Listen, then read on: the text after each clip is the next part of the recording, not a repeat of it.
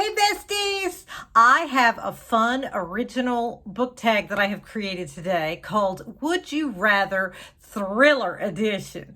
I am super excited about this, and I'm going to tag some people that I hope will do it, some of my besties, and what I would love is if my besties subscribers would copy and paste these and put them down in the comments and answer it. I would love to see your answers. I think this is going to be a lot of fun. Let's get started. Would you rather read a psychological thriller with an unreliable narrator or a mystery thriller with a twist ending? While I do love both of these, the whole thing with Would You Rather is you've got to choose one. So I'm going to go with the mystery thriller with a twist ending because I would always rather have a really good twist at the end. Sometimes an unreliable narrator can be a bit annoying. It depends on how the author writes it. Sometimes I enjoy an unreliable narrator and other times it's just really annoying. So that's why I'm going with that one. Number 2, would you rather be trapped in a locked room mystery or be part of a cat and mouse chase across a foreign city? This one, I have a very strong preference for the locked room mystery. I love, love, love a locked room mystery. I think the thing I love the most about it is everybody's a suspect and you're trying to figure out who it is, and it's just so much fun. So I'm definitely going with that one. Number 3, would you rather read a thriller that keeps you on the edge of your seat but has a disappointing ending, or a slower paced thriller with a perfect and satisfying ending? I definitely would go for the slower paced thriller with a perfect ending, because to me, if a book has a bad ending, if I'm not happy with the ending, then it kind of ruined the whole experience for me. You know, I've had a few that were like that, and I'm just like, it just ruined it for me, you know. That doesn't happen very often, I'll say, because usually I DNF a book, but that I don't like. But yeah, for me, that really would just ruin it. If it was edge of your seat and then the end was disappointing, that would ruin it for me. So a slow-paced thriller could definitely be a good thriller if the author does a good job of writing it. Would you rather uncover a major secret halfway through the book or wait until the last chapter for the big reveal? I want the big reveal at the very last chapter. I like the suspense building up all the way to the end. Number 5, would you rather follow a detective with a dark past or a criminal mastermind who is always one step ahead? Okay, I'm going to go with the criminal mastermind because I think a lot of thrillers are written from the perspective of the good guy, and not quite as many are written from the perspective of the bad guy. And there's something intriguing about that, you know, like seeing the behind the other side of the curtain, sort of, you know. So I think I would go with that one. Number 6, would you rather read a thriller set in a remote, isolated location or one set in a bustling city full of hidden dangers? This one for me is easy because I love the remote, isolated location. That makes it easier for the author to give you a situation where they can't just call 911 because there's no cell reception, you know. The famous there's no cell reception.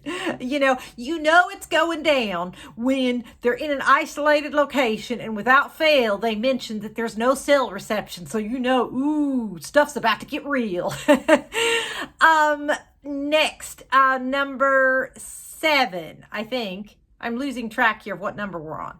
Would you rather have a main character who is constantly making the wrong decisions, but ultimately survives, or a character who makes all the right decisions, but still ends up in danger? It depends on the story, but a lot of times, if a character makes a whole bunch of wrong decisions, I start getting frustrated. I have actually DNF'd books for this reason, because sometimes you're just like, you're so stupid, you deserve to die, you know?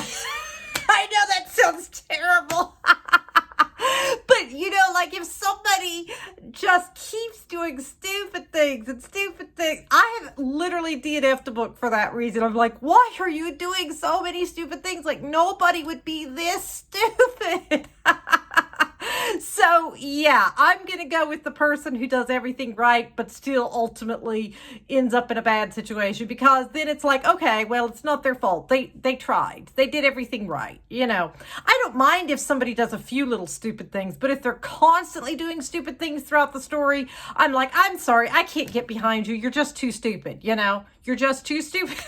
Okay. Number 8, would you rather read a book with a villain who has a personal vendetta against the protagonist, or one with a villain who is completely unknown and mysterious? Both are fun, but I have to choose one. I think I'm going to go with the completely unknown and mysterious, just because that gives me even more of a shocking, surprising twist when out of nowhere this person comes, and yeah, I'm going to go with that one. Number 9, would you rather read a thriller with intricate mind-bending puzzles to solve, or one with high-intensity action scenes? Both of these, again, are very fun to read, and it really depends on my mood, but if I have to pick one, I would go with the high-intensity action scenes, because it keeps me on the edge of my seat. And I love being on the edge of my seat with a thriller. Question 10. Would you rather read a thriller with multiple points of view, or one that focuses solely on the protagonist's perspective? This one, both are good, but my favorite is multiple points of view. And of course, it can be a little tricky if there's so many points of view that it's hard to keep up with them. And then, I kid you not, I have a notebook and I write them all down so that I can keep track of them. And that makes it so much easier to read the book, because then I can keep track of who's who and I don't get lost and confused. I don't know. I just like multiple points of view. And then question 11, would you rather read a book in first person or third person point of view? I seriously prefer first person, so much so that I usually will not get a book if I see it's written in third person. Now, the book I'm reading right now, Carter Wilson, The Boy in the Wood, super good. I love all of his books. This is the 3rd book of his that I'm reading, and I'm loving it. It's so good. It is written in third person point of view, and I am enjoying it very much. But it's because he's a very good author. Very good. Usually I don't feel as engaged with the third person point of view. First person, I feel engaged. I feel like I am that character, you know, like I just like that first person point of view.